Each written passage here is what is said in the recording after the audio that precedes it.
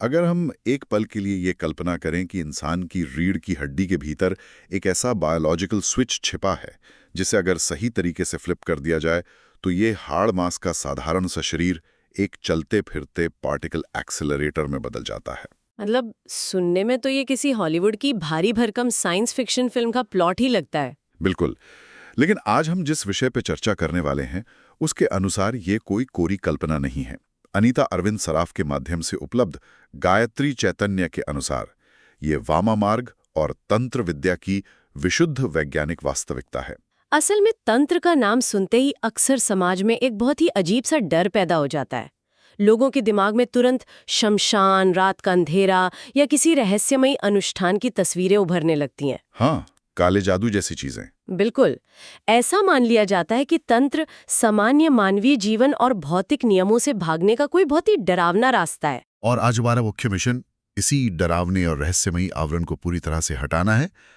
हम गायत्री चैतन्य में दिए गए ज्ञान का विश्लेषण करके ये समझने की कोशिश करेंगे कि तंत्र के पीछे असल में कौन सा परमाणु और भौतिक विज्ञान काम कर रहा है। ये बहुत जरूरी है क्योंकि अगर हम विज्ञान की बात करें तो शुरुआत ऊर्जा यानी एनर्जी के बुनियादी सिद्धांत से करनी होगी। तंत्र ये मानता है कि ऊर्जा अपने आप में पूरी तरह से तटस्थ मतलब न्यूट्रल होती है। न्यूट्रल होती है तो इसका मतलब है कि ऊर्जा का अपना कोई स्वभाव नहीं है। अगर हम इसे रोजमर्रा के उदाहरण से समझें तो ये बिजली की तरह है। एकदम सही एनालॉजी है। ये तंत्र विज्ञान का सबसे अहम नियम है। बिजली का अपना कोई नैतिक गुण नहीं होता, कोई इच्छा नहीं होती। मतलब उसी न्यूट्रल बिजली का इस्तेमाल करके हम एक पूरे शहर को रोशन कर सकते हैं। हाँ, जीवन रक्षक मशीनें चला सकते हैं अस्पतालों में। और अगर कोई चाहे तो उसी बिजली के ग्रिड में जानबूझकर ओवरलोड करके एक भयानक विस्फोट भी कर सकता है। बिल्कुल। ऊर्जा सिर्फ एक बल है। उसका अंतिम परिणाम पूरी तरह से इस बात पर निर्भर करता है कि ऑपरेटर उसे किस दिशा में प्रवाहित कर रहा है। तंत्र में भी ठीक ऐसा ही होता है। लेकिन गायत्री चैतन्य इस न्यूट्रल ऊर्जा के सिद्धांत को ध्वनि तरंगों यानी साउंड वेव्स के साथ कैसे जोड़ता है? क्योंकि इस स्रोत में एक बहुत ही हैरान करने वाला दावा किया गया है। आप गायत्री मंत्र वाले दावे की बात कर रहे हैं ना? हाँ, वही। पूरी दुनिया गायत्री मंत्र को सबसे सात्विक और शांतिदायक मंत्र मानती है, लेकिन स्रोत बताता है कि वाम मार्ग में जाकर यही मंत्र अचानक से एक उग्र और विनाशकारी रूप ले लेता है। ये सच में चौंकाने वाला लगता है। मतलब एक ही मंत्र के दो बिल्कुल अलग अलग प्रभाव कैसे हो सकते हैं? क्या ध्वनि तरंगों का भौतिक स्वरूप ही बदल जाता है? इसे समझने के लिए भौतिक विज्ञान के नजरिए से देखना होगा।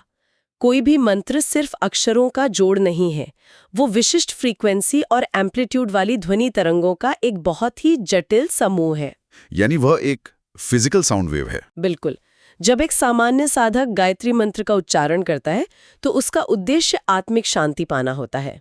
उसकी शारीरिक ऊर्जा उस वक्त बहुत शांत होती है। तो उससे जो ध्वनि तरंगे पैदा होती हैं वे भी शांत होती होंगी? हाँ, वे एक स्मूथ और संतुलित पैटर्न में बहती हैं। मतलब ये एक शांत झील में उठने वाली हल्की लहरों की तरह काम करता है जो बस शांति देती हैं। ठीक उसी तरह। लेकिन वाम मार्ग की साधना में तस्वीर पूरी तरह बदल जाती है। वहां तांत्रिक अपने भीतर की उग्र जैविक विद्युत, जिसे हम बायोइलेक्ट्रिसिटी कहते हैं, उसे उन ध्वनि तरंगों के साथ मिला देता है। अच्छा, तो वो अपने शरीर की बिजली को आवाज में जोड़ रहा है। बिल्कुल सही। इससे उन ध्वनि तरंगों का एम्पलीट्यूड और उनकी मारक क्षमता कई 100 गुना बढ़ जाती है। अगर मैं इसे एक एनालॉजी से समझाऊं तो ये वैसा ही है जैसे एक सामान्य लेजर लाइट होती है जिससे हम कोई प्रेजेंटेशन देते हैं। वो बहुत सुरक्षित होती है। हाँ, उससे किसी को नुकसान नहीं होता। लेकिन अगर उसी लेजर बीम की फ्रीक्वेंसी और पावर को बहुत ज्यादा फोकस कर दिया जाए, उसमें एक्स्ट्रा ऊर्जा डाल दी जाए, तो वही लेजर लोहे की मोटी चादर को भी काट सकती है। एकदम सटीक उदाहरण है। मंत्र वही रहता है, शब्द वही रहते हैं, लेकिन उसके पीछे की कॉस्मिक और बायोलॉजिकल पावर उसे एक प्रचंड अस्त्र में बदल देती है। ये तो बहुत ही तार्किक लगता है। लेकिन अगर ध्वनि तरंगों को इस हद तक मैनिपुलेट करके भौतिक दुनिया पर असर डाला जा सकता है, तो फिर इसका मानव जीवन पर सीधा परिणाम क्या होता है? परिणाम वही होते हैं जिन्हें हम आम तौर पर सिद्धियां कहते हैं। गायत्री चैतन्य में वाम मार्ग से मिलने वाली सिद्धियों की एक काफी लंबी सूची दी गई है। मतलब कुछ सिद्धियां तो आसानी से समझ में आती हैं, जैसे कि भयंकर रोगों का निवारण करना या धन प्राप्त करना। हाँ, या शत्रुओं का नाश करना। ये सब तो फिर भी बायोलॉजिकल या मनोवैज्ञानिक लगता है। लेकिन इसके आगे का जो स्तर है वो भौतिक विज्ञान की सीमा को पार करके सीधे फैंटेसी की दुनिया में कदम रखने जैसा लगता है। आप उन अति सूक्ष्म और रहस्यमयी सिद्धियों की बात कर रहे हैं। बिल्कुल, जैसे आकर्षण, अपहरण, भविष्य ज्ञान, वशीकरण, रूप बदलना और यहाँ तक कि अदृश्य वस्तुओं को देखने की क्षमता। ये आम इंसान की समझ से बाहर लगता है। बाहर जरूर लगता है, लेकिन उनका भी एक ठोस तार्किक आधार है। चलिए इस अदृश्य वस्तुओं को देखने वाली बात को ही डिकोड करते हैं। हाँ, ये दिलचस्प है। कोई इंसान अचानक से वो कैसे देख सकता है जो वहां भौतिक रूप से मौजूद ही नहीं है? क्या उसकी आंखों का बायोलॉजिकल स्ट्रक्चर बदल जाता है? नहीं, आंखों का स्ट्रक्चर बिल्कुल नहीं बदलता, बल्कि नर्वस सिस्टम यानी जो हमारा तंत्रिका तंत्र है उसकी संवेदनशीलता बहुत ज्यादा बढ़ जाती है। मतलब ब्रेन ज्यादा डेटा प्रोसेस करने लगता है। असल में हम जानते हैं कि हमारी आंखें सिर्फ विजिबल लाइट स्पेक्ट्रम को ही देख सकती हैं। इसके बाहर इंफ्रारेड, अल्ट्रावायलेट या बहुत सी सूक्ष्म कॉस्मिक तरंगे लगातार हमारे आसपास मौजूद हैं। लेकिन हमारा ब्रेन उन्हें इग्नोर कर देता है, उन्हें प्रोसेस नहीं कर पाता। बिल्कुल, वामाक की साधना नर्वस सिस्टम को इतना अति संवेदनशील बना देती है कि दिमाग उन सूक्ष्म तरंगों को भी डिकोड करने लगता है जो सामान्य विजिबल स्पेक्ट्रम के बाहर हैं। अच्छा, तो जो चीजें पहले अदृश्य लग रही थी वे अचानक से दिखाई देने लगती हैं? हाँ, ये कोई जादू नहीं है, ये केवल हमारे परसेप्शन, हमारे देखने के दायरे का विस्तार है। ये तो फिर भी नर्वस सिस्टम के नजरिए से संभव लगता है, लेकिन स्रोत में एक जगह पर काय प्रवेश का जिक्र है। मतलब अपनी चेतना को अपने भौतिक शरीर से निकालकर किसी दूसरे इंसान के शरीर में प्रवेश कराना। ये सबसे ज्यादा विवादित और रहस्यमयी विषय माना जाता है। सच कहूं तो मुझे ये बात पूरी तरह से असंभव और अव्यावहारिक लगती है। एक इंसान की चेतना उसके ब्रेन न्यूरॉन्स तक तो ही सीमित होती है ना, उसे शरीर से बाहर कैसे भेजा जा सकता है? गायत्री चैतन्य इसे बहुत ही वैज्ञानिक रूप से समझाता है।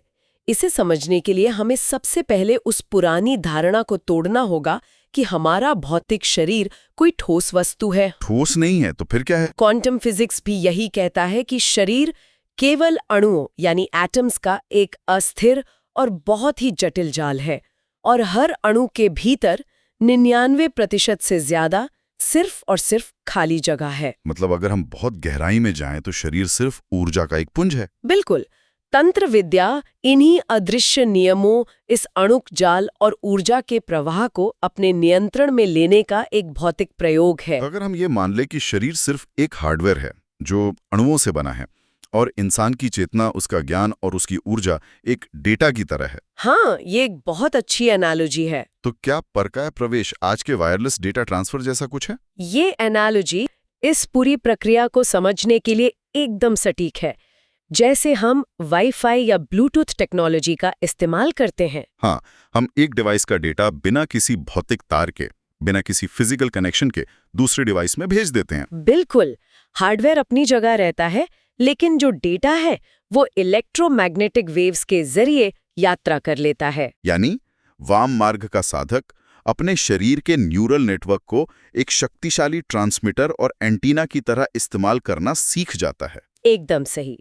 वो अपनी चेतना के डेटा को अपने भौतिक हार्डवेयर से अलग करता है और उसे सूक्ष्म तरंगों के माध्यम से किसी दूसरे जैविक हार्डवेयर यानी किसी दूसरे शरीर में डाउनलोड कर देता है। ये सुनकर सच में रोंगटे खड़े हो जाते हैं। और ये सब इसलिए संभव हो पाता है क्योंकि पूरे ब्रह्मांड की मूल ऊर्जा एक ही है। हाँ, इसी मूल ऊर्जा को समझने के लिए गायत्री चैतन्य सृष्टि की इस शक्ति को दो बहुत ही स्पष्ट और वैज्ञानिक हिस्सों में विभाजित करता है। बिल्कुल, इस विभाजन को समझे बिना शरीर के भीतर होने वाले इस अणु स्तर के बदलाव को नहीं समझा जा सकता। ब्रह्मांड की पहली शक्ति है संकल्पमयी गायत्री। हम लोग अक्सर सुनते हैं कि इंसान के भीतर 5 कोश होते हैं।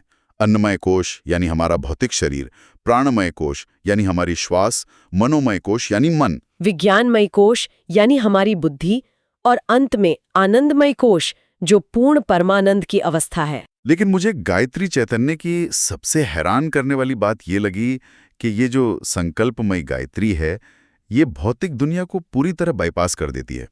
ये सीधे इन आंतरिक परतों को कैसे टारगेट करती है? क्योंकि संकल्पमयी गायत्री पूरी तरह से ईश्वरीय और आध्यात्मिक शक्ति है। तंत्र में इसे दक्षिण मार्ग कहा जाता है। और इसका मूल गुण क्या है? इसका मूल गुण सतोगुण है। सतोगुण का अर्थ ही है परम शुद्धता, शांति और स्थिरता। मतलब इस शक्ति का भौतिक दुनिया के परमाणुओं में हेरफेर करने, चीजों को बनाने या बिगाड़ने से कोई लेना देना नहीं है। बिल्कुल नहीं। इसका एकमात्र उद्देश्य इंसान के इन 5 कोशों से अशुद्धियों को हटाकर उसे आध्यात्मिक ऊंचाई और आत्म साक्षात्कार तक ले जाना है। इसमें रत्ती भर भी आक्रामकता नहीं होती। यानी ये शक्ति सिर्फ भीतर की सफाई करती है। एक तरह से ये सेल्फ प्यूरिफिकेशन का टूल है। हाँ, लेकिन अगर कोई साधक बाहर की दुनिया में बदलाव करना चाहता हो, प्रकृति के भौतिक नियमों को मोड़ना चाहता हो, तो संकल्पमयी गायत्री उसके किसी काम की नहीं है। अच्छा, वहां पे ब्रह्मांड की दूसरी शक्ति काम आती है ना? बिल्कुल, जिसे स्रोत में परमाणुमयी सावित्री कहा गया है। बिल्कुल। नाम से स्पष्ट हो जाता है कि इसका सीधा संबंध परमाणुओं से है, एटम से है। ये पूरी तरह से एक उग्र और भौतिक शक्ति है। और मजे की बात यह है कि यही परमाणुमयी सावित्री असल में वाम मार्ग का मुख्य आधार है। स्रोत में विस्तार से बताया गया है कि ये रजोगुण और तमोगुण प्रधान है। रजोगुण का मतलब भयानक गति, इच्छा और क्रियाशीलता, और तमोगुण का मतलब अंधकार, जड़ता या भयानक विनाश। भौतिक दुनिया इन्हीं 2 चीजों से चलती है, आकर्षण और विकर्षण। मतलब अट्रैक्शन और रिपल्शन। हाँ, परमाणुमयी सावित्री प्रकृति में मौजूद अनंत परमाणुओं के बीच होने वाले इसी खिंचाव और धक्के को नियंत्रित करती है। तो जब वाममार्गी साधक इस शक्ति को जागृत करता है, तो वो असल में प्रकृति के मूल बिल्डिंग ब्लॉक्स यानी एटम्स के साथ छेड़छाड़ करने की क्षमता हासिल कर लेता है। बिल्कुल, वो भौतिक पदार्थों की रचना भी कर सकता है और उनका भयानक विनाश भी कर सकता है। लेकिन यहाँ एक बहुत बड़ा सवाल उठता है। अगर ये परमाणुमय सावित्री इतनी असीमित ब्रह्मांडीय ऊर्जा है, तो ये तो प्रकृति में, अंतरिक्ष में बाहर मौजूद है। हाँ, ये पूरे ब्रह्मांड में फैली है। तो फिर इंसान इसका इस्तेमाल अपने छोटे से भौतिक शरीर के अंदर कैसे कर लेता है? इंसान का शरीर इस ब्रह्मांडीय ऊर्जा के भयानक वोल्टेज को कैसे झेल सकता है? इस जटिल सवाल का जवाब यंत्र विज्ञान और तंत्र विज्ञान के बुनियादी फर्क में छुपा है। यंत्र विज्ञान मतलब मशीनरी वाला विज्ञान? हाँ, यंत्र विज्ञान में हम बाहरी दुनिया की ऊर्जा को नियंत्रित करने के लिए बड़ी-बड़ी मशीनें बनाते हैं, बाहरी उपकरणों का इस्तेमाल करते हैं। जैसे अगर हमें परमाणु को तोड़कर ऊर्जा निकालनी है, तो हम मीलों लंबे पार्टिकल एक्सेलरेटर या बहुत बड़े न्यूक्लियर रिएक्टर बनाते हैं। बिल्कुल, लेकिन तंत्र विज्ञान इन बाहरी मशीनों को पूरी तरह नकारता है। गायत्री चैतन्य के अनुसार इंसान का शरीर ही ब्रह्मांड की सबसे जटिल और सबसे एडवांस्ड मशीन या लेबोरेटरी है। ये बहुत गहरी बात है। बाहर ब्रह्मांड में जो कुछ भी है, चाहे वो तारों की ऊर्जा हो या परमाणुओं का खिंचाव, वो सब कुछ हमारे नर्वस सिस्टम के भीतर अत्यंत सूक्ष्म रूप में पहले से मौजूद है। मतलब तंत्र सिर्फ इसी आंतरिक लेबोरेटरी को चालू करने का विज्ञान है, और इस पूरी मशीनरी का मेन पावर सोर्स इंसान की रीढ़ की हड्डी में मौजूद होता है। एकदम सही। रीढ़ की हड्डी के सबसे निचले हिस्से, जिसे मूलाधार चक्र कहते हैं, वहां एक अत्यंत उच्च वोल्टेज वाली कॉस्मिक ऊर्जा सोई हुई अवस्था में रहती है, जिसे हम कुंडलिनी शक्ति कहते हैं। हाँ, तंत्र साधना का असल मकसद इसी कुंडलिनी शक्ति के स्विच को ऑन करने का काम है। अगर हम इस प्राचीन ज्ञान को आज के आधुनिक न्यूरोसाइंस के लेंस से देखें, तो चीजें बहुत साफ हो जाती हैं। न्यूरोसाइंस लगातार ये साबित करता आ रहा है कि हम इंसान अपने दिमाग के न्यूरल नेटवर्क का बहुत ही छोटा हिस्सा इस्तेमाल करते हैं। बिल्कुल, हमारे ब्रेन के ज्यादातर केंद्र हमेशा अचेतन या डोरमेंट स्टेट में रहते हैं। वे जीवन भर कभी एक्टिवेट नहीं होते। तो जब वाम मार्ग के कठोर अनुष्ठानों से मूलाधार में मौजूद वो कुंडलिनी जागृत होती है, तो क्या होता है? तो वो रीढ़ की हड्डी के रास्ते ऊपर की ओर यानी दिमाग की तरफ भयंकर गति से ट्रैवल करती है। यानी शरीर के अंदर एक हाई वोल्टेज जैविक विद्युत या बायो इलेक्ट्रिसिटी का करंट दौड़ पड़ता है। हाँ, और जब ये तीव्र बायो इलेक्ट्रिसिटी दिमाग के उन डोमेंट या सोए हुए हिस्सों से जाकर टकराती है, तो इंसान का पूरा न्यूरल ग्रिड एक साथ रोशन हो जाता है। जिन रहस्यमयी केंद्रों ने कभी काम नहीं किया, वे अचानक से एक्टिव हो जाते हैं। बिल्कुल, इंसान का शरीर अपनी जैविक सीमाओं को तोड़कर ब्रह्मांड की असीमित परमाणु शक्ति के साथ पूरी तरह से सिंक हो जाता है। ये सब सुनकर एक बहुत ही स्वाभाविक और तार्किक सवाल जहन में आता है। अगर इंसान का शरीर सचमुच इतना बड़ा पावर हाउस है और इसके भीतर ब्रह्मांड को हिला देने वाली ऊर्जा सोई पड़ी है, तो हर कोई तांत्रिक क्यों नहीं बन जाता? हाँ, यही सवाल। अगर इस असीमित शक्ति से दुनिया पर राज किया जा सकता है, गंभीर बीमारियां खत्म की जा सकती हैं, तो हर इंसान इसे जागृत करने की कोशिश क्यों नहीं करता? क्योंकि शक्ति को जागृत करना कोई बच्चों का खेल नहीं है। वाम मार्ग एक ऐसा रास्ता है जिसकी पात्रता और नियम इतने ज्यादा क्रूर और कठोर हैं कि प्राचीन मेरुतंत्र के अनुसार यह मार्ग बड़े बड़े सिद्ध योगियों तक के लिए अत्यंत दुर्गम माना गया है। श्रोत में वाम मार्ग के साधक के लिए कुछ बहुत ही कठोर शर्तें बताई गई हैं। हाँ, वे शर्तें असल में इंसान की परीक्षा लेती हैं। जैसे उस इंसान को दूसरों की संपत्ति और धन को मिट्टी के समान समझना चाहिए।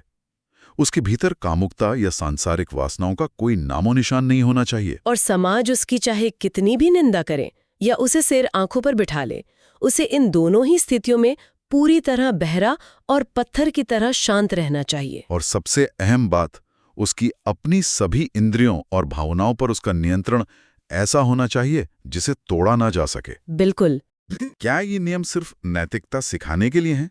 मुझे ऐसा नहीं लगता। आपका क्या सोचना है इस बारे में? अगर हम इसे वापस उस न्यूक्लियर रिएक्टर वाले उदाहरण से जोड़ें तो ये नैतिकता का पाठ कम और एक भयंकर खतरे से बचने का इंस्ट्रक्शन मैनुअल ज्यादा लगता है। अच्छा, कैसे? देखिए, किसी भी न्यूक्लियर रिएक्टर में ऊर्जा को बेकाबू होने से रोकने के लिए ग्रेफाइट कंट्रोल रॉड्स का इस्तेमाल किया जाता है। अगर वे रॉड्स हटा दी जाएं तो रिएक्टर की गर्मी से वो खुद ही पिघल जाएगा, जिसे हम न्यूक्लियर मेल्टडाउन कहते हैं। ये एनोलॉजी इस स्थिति को परफेक्ट तरीके से समझाती है।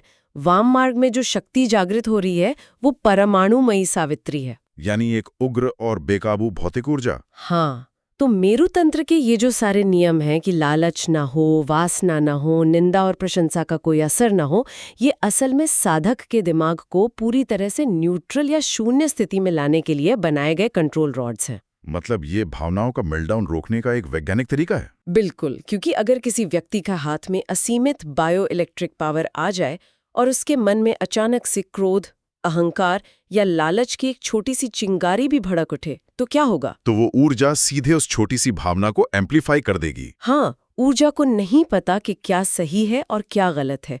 अगर साधक जरा सा भी न्यूट्रल स्थिति से भटका तो वो जागृत की गई कॉस्मिक ऊर्जा सबसे पहले उसी के नर्वस सिस्टम पर पलटवार करेगी। मतलब वो खुद को ही नष्ट कर लेगा। वो शक्ति साधक की ही तंत्रिकाओं और मस्तिष्क को अंदर से जलाकर पूरी तरह भस्म कर देगी। इसीलिए कहा जाता है कि वाम मार्ग नंगी तलवार की धार पर चलने जैसा है। पूरी तरह से तटस्थ हुए बिना इस शक्ति को छूना सीधे सीधे अपनी मौत को दावत देना है। बिल्कुल सही कहा आपने। गायत्री चैतन्य के इस पूरे विश्लेषण से एक बात तो शीशे की तरह साफ हो जाती है। तंत्र और वाम मार्ग कोई अंधविश्वास, जादू टोना या मानसिक भ्रम बिल्कुल नहीं है। यह मानव शरीर में मौजूद सूक्ष्म न्यूरोलॉजी, जैविक विद्युत शक्ति और पूरे ब्रह्मांड के परमाणु विज्ञान को एक साथ जोड़ने का एक अत्यधिक सटीक, तार्किक और घोर अनुशासित विज्ञान है। आज की इस चर्चा का सबसे बड़ा निष्कर्ष यही निकलता है कि इंसान कोई मामूली जीव नहीं है। बिल्कुल नहीं। बाहर इस अनंत अंतरिक्ष में जो कुछ भी घटित हो रहा है वो सब एक छोटे मॉडल के रूप में इंसान के इसी जैविक शरीर के भीतर हर पल मौजूद है। ये शरीर सच में असीमित संभावनाओं की एक बंद किताब है और इसी किताब को पढ़ने का तरीका तंत्र है। और जब हम इस असीमित संभावना की बात करते हैं तो आज का ये स्रोत हमें एक बहुत ही गहरे और थोड़ा असहज करने वाले सवाल के साथ छोड़ जाता है। कौन सा सवाल? अगर ये बात पूरी तरह से वैज्ञानिक और सत्य है कि एक आम इंसान के शरीर और रीढ़ की हड्डी में इतनी असीमित परमाणु और कॉस्मिक ऊर्जा छिपी हुई है जो भौतिक दुनिया के नियमों को मोड़ सकती है, तो हम अपनी जिंदगी के साथ कर क्या रहे हैं? ये सोचने वाली बात है। हम अपनी पूरी ऊर्जा ट्रैफिक जाम की चिंताओं में, ऑफिस की छोटी मोटी राजनीति में, रोजमर्रा के झगड़ों में और भौतिक सुख सुविधाओं को इकट्ठा करने में जला देते हैं। क्या हम अपनी इन छोटी छोटी चिंताओं में उलझकर अपनी वास्तविक क्षमता का, अपने भीतर मौजूद उस महान ब्रह्मांडीय प्रयोगशाला का अपमान नहीं कर रहे हैं? बिल्कुल कर रहे हैं। जरा सोचकर देखिए, अगर इंसान कभी सच में अपने भीतर झांकना शुरू कर दे, अगर वो बाहरी मशीनों पर निर्भर रहने के बजाय अपने शरीर रूपी सबसे शक्तिशाली यंत्र को खोजना शुरू कर दे, तो भौतिक और मानसिक सीमाओं के पार इंसानियत को भविष्य क्या हो सकता है? असीमित। क्या हम एक ऐसी प्रजाति बन सकते हैं जिसके लिए इस ब्रह्मांड में कुछ भी असंभव ना हो? ये एक ऐसा विचार है जिस पर हम सबको जरूर मंथन करना चाहिए।